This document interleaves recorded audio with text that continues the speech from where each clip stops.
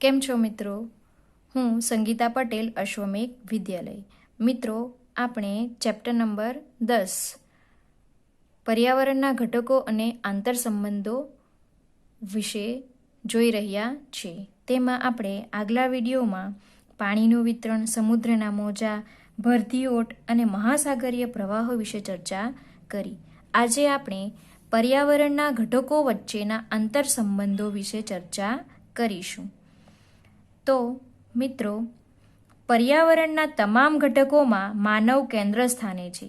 પર્યાવરણના જે આ ઘટકો છે કે જલાવરણ, મૃદાવરણ, વાતાવરણ, જીવાવરણ, આ જે તમામ ઘટકો છે એ ઘટકોમાં માણસ એટલે કે આપણે એ કેન્દ્ર સ્થાને છે, મુખ્ય છે.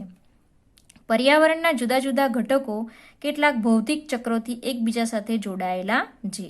પર્યાવરણના જે આ જુદા જુદા ઘટકો છે તો તે કેટલાક ભૌતિક ચક્રો જોડે એકબીજા સાથે જોડાયેલા છે. આ ભૌતિક ચક્રો માનવીય પ્રવૃત્તિઓથી પ્રભાવિત થાય છે. આ ભૌતિક ચક્રો શેનાથી પ્રભાવિત થાય છે? તો માનવ જે પ્રવૃત્તિ કરે છે એનાથી એ પ્રભાવિત થાય છે. મૃદાવરણમાં માનવી ખનિજ પ્રાપ્ત કરવા માટે ઉત્ખનન કરે છે. મૃદાવરણ જે છે એ મૃદાવરણમાં માનવી ખનિજ મેળવવા માટે શું કરે છે? ઉત્ખનન કરે છે, ખોદકામ કરાવે છે. તે ખાડાઓમાં પાણી ભરાતા તે જલાવરણનો ભાગ બને છે. જ્યારે મૃદાવરણમાં માનવી ખનિજ પ્રાપ્ત કરવા માટે તેમાં ખોદકામ કરાવે છે. ખોદકામ કરાવતા શું પડે છે?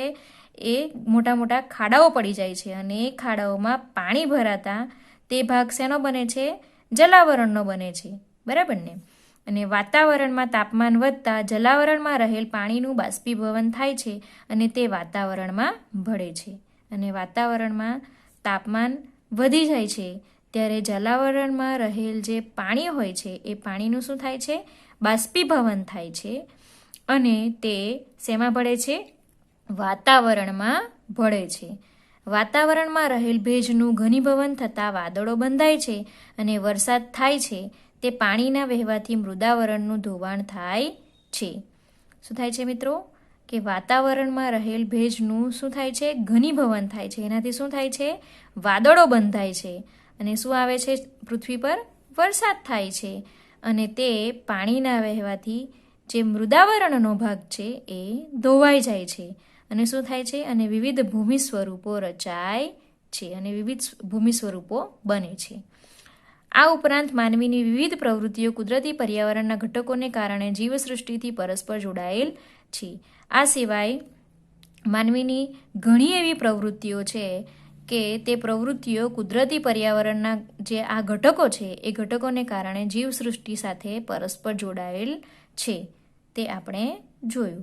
એટલે કે પર્યાવરણના જે ઘટકો છે એમની વચ્ચે આડકતરી રીતે આંતરસંબંધો જોવા મળે છે કે અને આ પર્યાવરણના ઘટકો જે છે મૃદાવરણ, જલાવરણ, વાતાવરણ અને જીવાવરણ એ કોઈક ને કોઈક રીતે એકબીજા સાથે જોડાયેલા જ છે અને એમની વચ્ચે પરસ્પર આંતરસંબંધ રહેલો છે.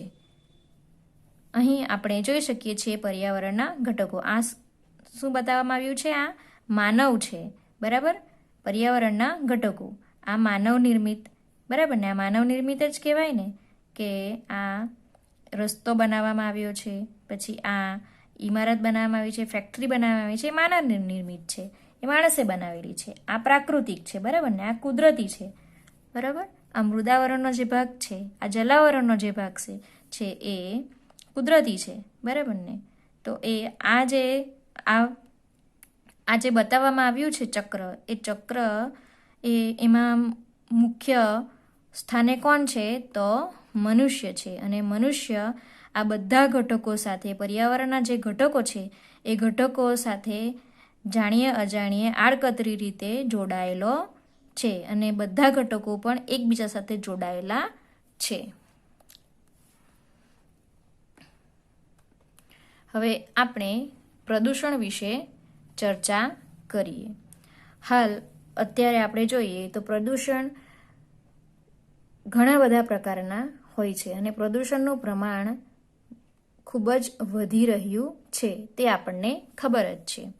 માનવ પોતાની બુદ્ધિશક્તિથી પર્યાવરણના વિવિધ ઘટકોના ઉપયોગ દ્વારા પોતાની જરૂરિયાતો સંતોષે છે.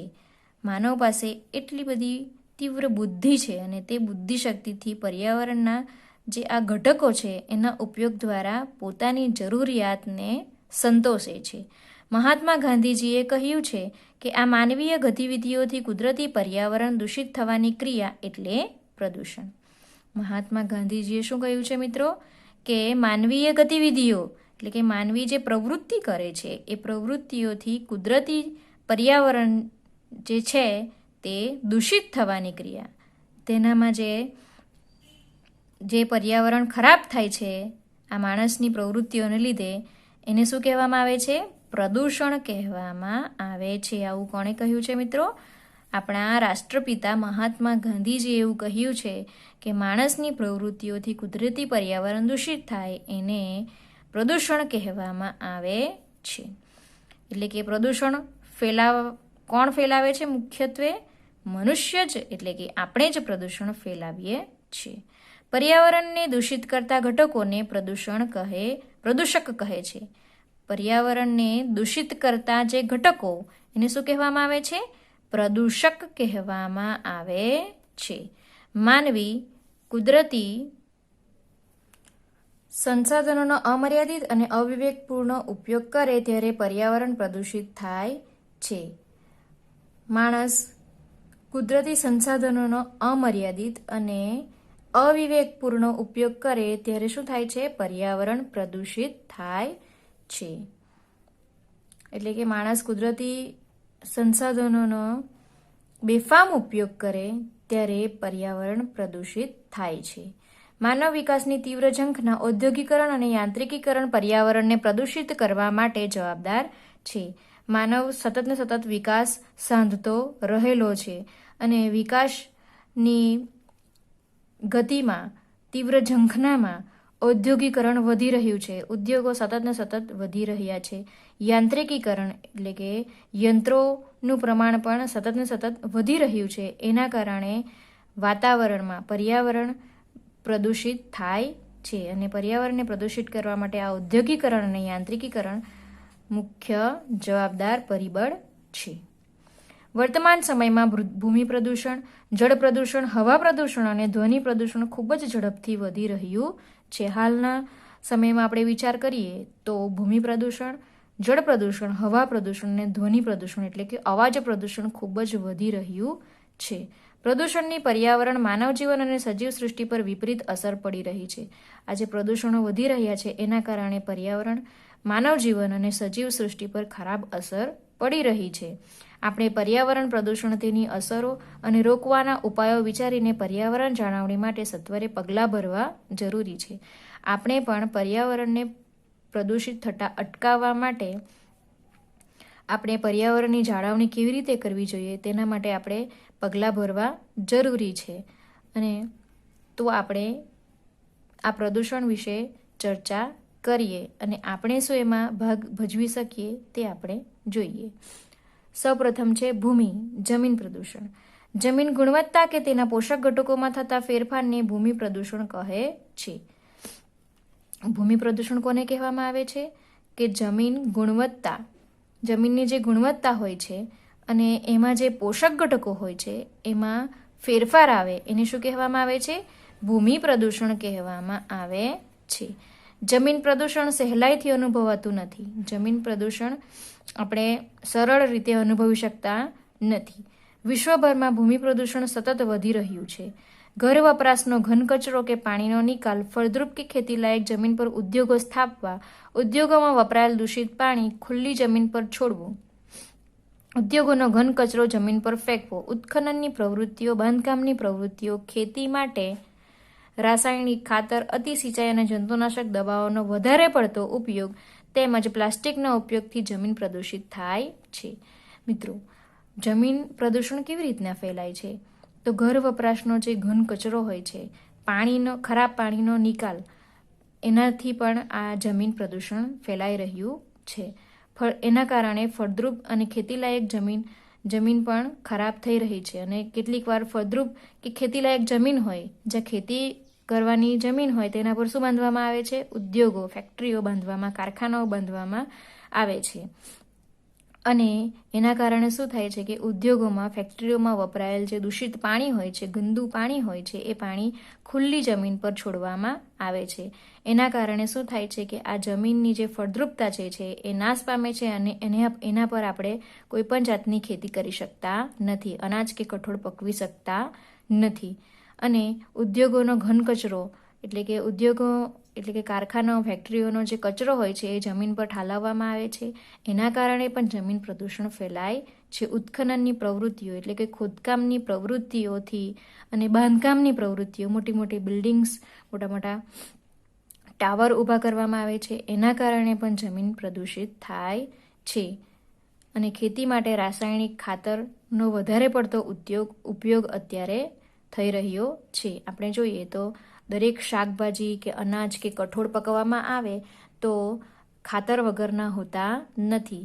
બધામાં જ ખાતરનો ઉપયોગ કરવામાં આવે છે. અને વધારે પડતો રાસાયણિક ખાતરનો ઉપયોગ શેના માટે કરવામાં આવે છે? તો વધારે ખેતી, વધારે પાક મેળવવા માટે, મબલક પાક મેળવવા માટે રાસાયણિક ખાતરનો ઉપયોગ કરવામાં આવે છે. વધારે પડતું સિંચાઈ કરવામાં આવે છે, વધારે પડતું પાણી પાવામાં આવે છે જમીનને, વધારે પડતી જંતુનાશક દવાઓનો છંટકાવ કરવામાં આવે છે જમીન પર. અને એના કારણે શું થાય છે કે જમીનની ફળદ્રુપતા નાશ પામે છે. આ રીતે જમીનનું પ્રદૂષણ, ભૂમિ પ્રદૂષણ થાય છે. અને બીજું કે પ્લાસ્ટિકના વધારે પડતા ઉપયોગથી પણ જમીન પ્રદૂષિત થાય છે. આપણે વધારે પડતું પ્લાસ્ટિકનો ઉપયોગ કરીએ તો પ્લાસ્ટિકના ઉપયોગથી પણ આ જમીન પ્રદૂષણ ફેલાય છે. એ આપણને ખબર જ છે કે કારણ કે પ્લાસ્ટિક એ પીગળતું નથી. આપણે એને બાળીએ ત્યારે પણ એમાંથી જે ખરાબ હવા નીકળે છે, વાસ આવે છે, ધુમાડો નીકળે છે, એ પણ હવાનું પ્રદૂષણ ફેલાવે છે. એટલે પ્લાસ્ટિકનો ઉપયોગ તો આપણે બને તેટલો ઓછો કરવો જોઈએ, કારણ કે એનાથી ફક્ત ને ફક્ત પ્રદૂષણ જ ફેલાય છે. એના કરતાં આપણે કાપડની થેલીનો ઉપયોગ કરવો જોઈએ.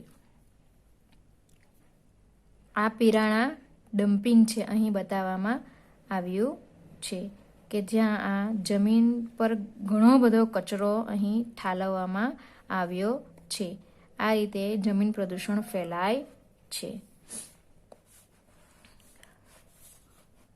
હવે આપણે જોઈએ આગળ, જાણવું ગમશે કે પંજાબમાં નાઇટ્રોજનયુક્ત રાસાયણિક ખાતરોના વધારે વપરાશના કારણે જમીન પ્રદૂષણ થયું છે.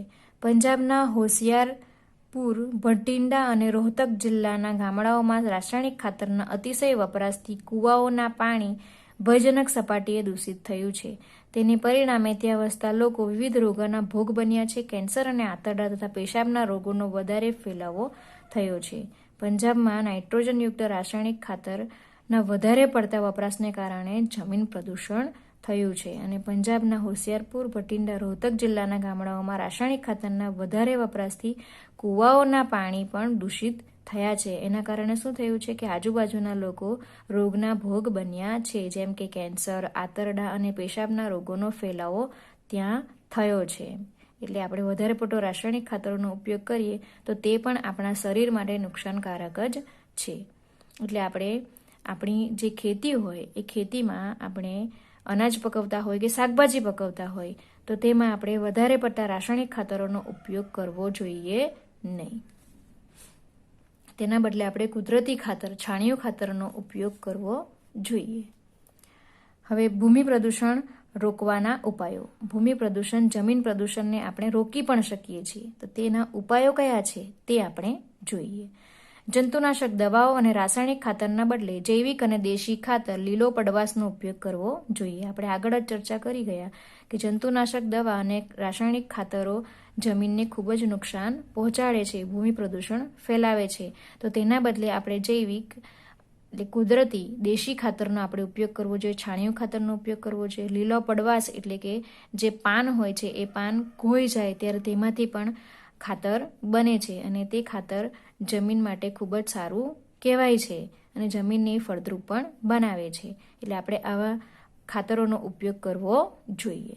જંતુનાશક દવાઓનો મર્યાદિત ઉપયોગ કરવો જોઈએ. જંતુનાશક દવાઓ એટલે કે જંતુઓ મારવા માટેની જે દવા હોય છે, પેસ્ટિસાઇડ્સ હોય છે, એ દવાઓનો છંટકાવ કરવાથી જંતુઓ મરી જાય છે. પરંતુ જંતુઓ તો મરી જાય છે પાક પરના, અનાજ પરના, કઠોળ પરના, પરંતુ એની સાથે સાથે જમીનને પણ એટલું જ નુકસાન થાય છે એ માણસ જાણતો નથી. એટલે જંતુનાશક દવાઓનો આપણે મર્યાદિત ઉપયોગ કરવો જોઈએ, ઓછો ઉપયોગ કરવો જોઈએ. ઘન કચરાનું વર્ગીકરણ કરી તેને પુનઃ ઉપયોગમાં લાવવો જોઈએ. જે ઘન કચરો હોય છે, આપણે જે વગર કામનો જે ઘરનો કચરો હોય, ફેક્ટરીનો, એ બધો જે કચરો હોય એ કચરોનું વર્ગીકરણ કરવું જોઈએ, છૂટું પાડી દેવું જોઈએ. અને તેને તેમાંથી આપણે જે વસ્તુ પાછી ઉપયોગમાં લઈ શકતા હોય તો તેને આપણે ફરી પાછું ઉપયોગમાં લેવું જોઈએ. પ્લાસ્ટિક ઘન કચરાનું રિસાયકલિંગ કરીને પુનઃ ઉપયોગ કરવો જોઈએ. પ્લાસ્ટિક જે કચરો હોય, પ્લાસ્ટિકનો અને ઘન કચરો હોય એનું રિસાયકલિંગ કરીને એનો ફરી પાછો ઉપયોગ કરવો જોઈએ. ખેતીમાં ટપક અને ફુવારા સિંચાઈ પદ્ધતિનો ઉપયોગ કરવો જોઈએ.